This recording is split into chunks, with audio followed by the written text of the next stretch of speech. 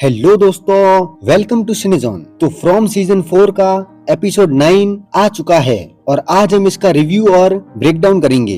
तो वीडियो को लाइक करो और चैनल को सब्सक्राइब करो। एपिसोड की शुरुआत में बॉयड एक ऐसा फैसला लेता है जो पूरे टाउन को हिलाकर रख देता है। तबीथा को मैन इन येलो ने वार्निंग दी थी कि बच्चों की हड्डियों को छेड़ना बहुत बड़ी मुसीबत को बुला सकता है, लेकिन बॉयड अब डर के साथ नहीं जीना चाहता।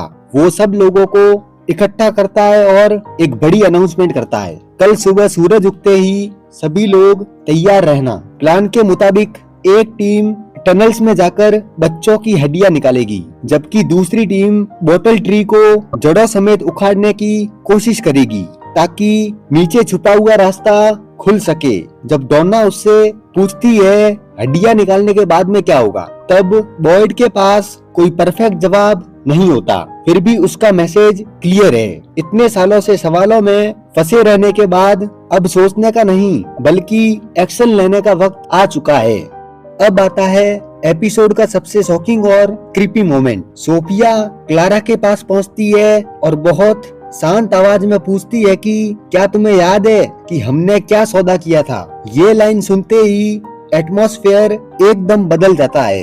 फिर सोफिया अपनी आंखों का रंग बदल देती है। क्लारा का चेहरा देखकर साफ लगता है कि वो इस बात को पहले से जानती है। वो तुरंत घबरा जाती है और शौक में पड़ जाती है। इस मोमेंट से ये हिंट मिलता है कि शायद क्लारा किसी न किसी तरह से टाउन के बड़े राज से जुड़ी हुई है। सोफिया जो मैन इन येलो है, क्लारा को समझाती है कि ये टाउन सिर्फ एक जगह नहीं बल्कि रीति रिवाजों पर चल रहा है। उसके मुताबिक सिर्फ ये मायने नहीं रखता कि लोग क्या करते हैं, बल्कि ये भी उतना ही इम्पोर्टेंट है कि वो काम कैसे, कब और किस तरीके से किया जाता है। हर टाइमिंग, हर छोटी मूवमेंट और हर डिसीजन किसी बड़े पैटर्न का हिस्सा हो सकता है। इसी वजह से सौदे और प्रॉमिस का कॉन्सेप्ट स्टोरी में और भी इम्पोर्टेंट लगने लगता है। अब थोड़ा फातिमा की कहानी पर ध्यान देते हैं। फातिमा धीरे धीरे एक अजीब और डरावने ट्रांसफॉर्मेशन से गुजर रही है। उसके शरीर में काली लकीरें दिख रही है, हार्ट बीट बहुत स्लो हो चुकी है और उसकी कंडीशन हर दिन ज्यादा मिस्टीरियस होती जा रही है। क्रिस्टी भी हैरान है क्योंकि मेडिकल रिपोर्ट्स के मुताबिक फातिमा को जिंदा नहीं होना चाहिए था, फिर भी वो एकदम नॉर्मल है। इसी बीच क्लारा उसे एक ओल्ड फैमिली रेसिपी ड्रिंक देती है। फातिमा को लगता है कि ये उसकी मदद कर रहा है और उसकी तकलीफ कम कर रहा है, लेकिन इस ड्रिंक में क्लारा का ब्लड मिला हुआ है और ये कनेक्शन मैन इन येलो से जुड़ा हो सकता है। जिस चीज को फातिमा इलाज समझ रही है, शायद वही उसके ट्रांसफॉर्मेशन को और तेज कर रहा है। हर घूंट के साथ उसकी हालत और ज्यादा बदलती नजर आती है। सब उसे बचाना चाहते हैं, लेकिन किसी को समझ नहीं आ रहा कि असल में उसके साथ क्या हो रहा है। फिर एपिसोड हमें उस प्लान की तरफ ले जाता है जो शायद पूरे टाउन की किस्मत बदल सकता है।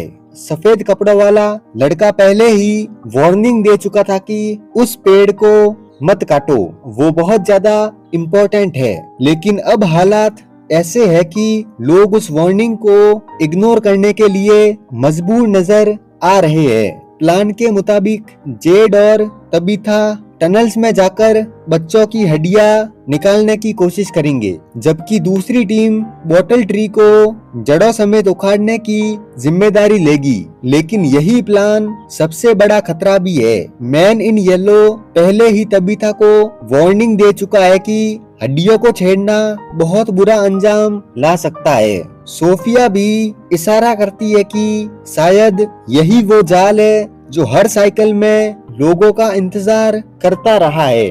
इसीलिए टेंशन अपने पीक पर पहुंच जाती है। ऐसा लगता है कि एक छोटी सी गलती भी ऐसी मुसीबत को जन्म दे सकती है जिसका अंदाजा किसी को भी नहीं है। अब सवाल ये है कि ये प्लान टाउन को आजादी दिलाएगा या फिर सबको और भी बड़ी मुसीबत में डाल देगा।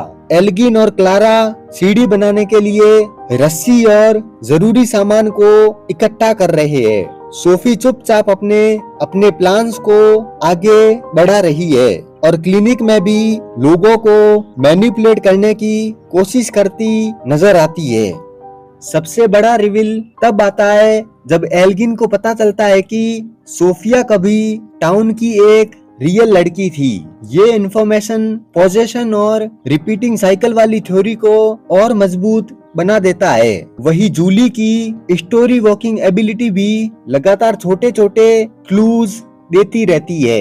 इंटरेस्टिंग बात यह है कि पूरे एपिसोड में मॉन्स्टर्स के डायरेक्ट अटैक्स बहुत कम देखने को मिलते हैं, लेकिन इससे एपिसोड कम एक्साइटिंग नहीं लगता, बल्कि ये पूरा चैप्टर एक काम बिफोर द स्टॉर्म जैसा फील देता है, जहां सब कुछ शांत नजर आता है, लेकिन हर कैरेक्टर किसी बड़े तूफान के आने का इंतजार कर रहा है। तो दोस्तों, ये एपिसोड बिल्डअप का एक परफेक्ट एग्जाम्पल है।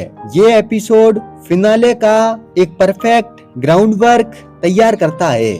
बड़े आंसर अभी तक नहीं मिलते, लेकिन इतने सारे क्वेश्चंस और स्टेक सेट कर दिए जाते हैं कि अगला एपिसोड देखने की एक्साइटमेंट और बढ़ जाती है। मैं इस एपिसोड को दूंगा 9 आउट ऑफ 10। तो वीडियो को लाइक करो और चैनल को सब्सक्राइब करो।